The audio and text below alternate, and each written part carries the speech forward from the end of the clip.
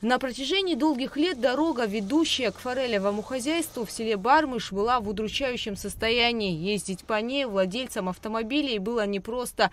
Также по этому участку пролегает и путь школьного автобуса, направляющегося в соседнее село Атхара. В этом году по инициативе президента Аслана Абжания дорога была отремонтирована, уложено более 3 километров асфальтного покрытия.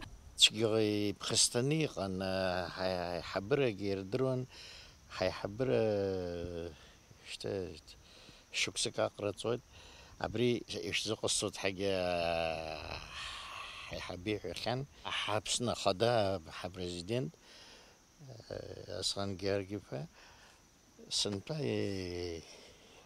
يايت يا جيت دبر جيب شمش رزق جاب صارش كنت شو كان وسروان يحزق رتيد. По словам главы села Бармыш Геннадия Нанба, в прежние годы здесь проводились ремонтные работы, но таких масштабных не было. Местные жители рассказывают, если раньше добираться до форелевого хозяйства было сложно, то сейчас дорога занимает менее 10 минут.